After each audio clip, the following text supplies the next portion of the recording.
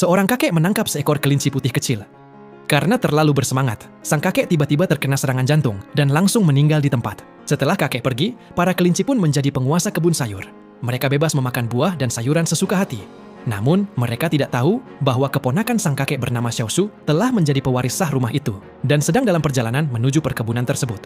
Saat Xiaoshu membuka pintu rumah, kondisi rumah yang berantakan membuatnya syok. Kemunculan seekor babi langsung memecah kesunyian, membuat keberadaan para hewan terbongkar. Keesokan harinya, Peter mencoba menyusup kembali ke kebun seperti biasanya.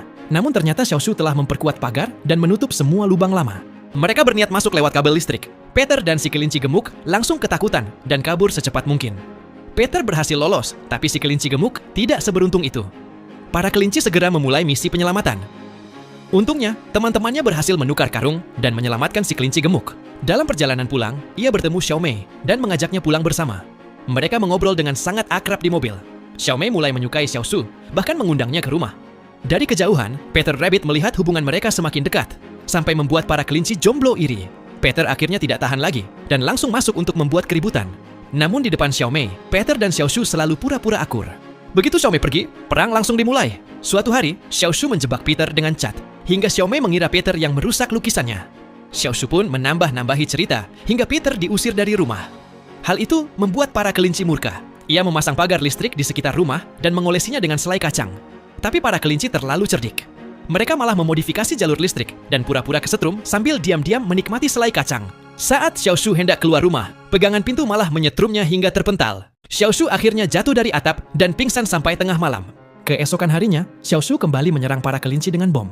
Kali ini Peter Rabbit tertangkap. Saat Xiaoshu hampir membunuhnya, Xiaomei datang mendengar keributan. Xiaoshu langsung berpura-pura sedang bermain dengan Peter dan melepaskannya. Namun saat pergi, remote peledak miliknya tak sengaja jatuh. Peter menekan tombol remote tersebut. Sebuah pohon besar roboh dan menghancurkan rumah Xiaomei. Xiaomei mengira semua itu ulah Xiaoshu dan langsung memutuskan hubungan dengannya. Namun, Peter Rabbit justru merasa bersalah. Demi menebus kesalahannya, Peter pergi ke kota bersama si kelinci gemuk dan naik kereta menuju London untuk menemui Xiaoshu. Awalnya Xiaoshu sangat marah saat melihat mereka. Tapi setelah Peter meminta maaf dengan tulus, Xiaoshu akhirnya bersedia berdamai.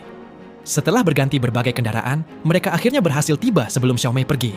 Peter Rabbit mengakui semua kesalahannya dan menunjukkan remote peledak sebagai bukti bahwa dialah yang menekan tombol bom. Namun masalah belum selesai. Pembeli baru datang untuk mengambil alih perkebunan itu. Para hewan langsung bergerak cepat. Mereka menakut-nakuti para pembeli dengan berbagai jebakan.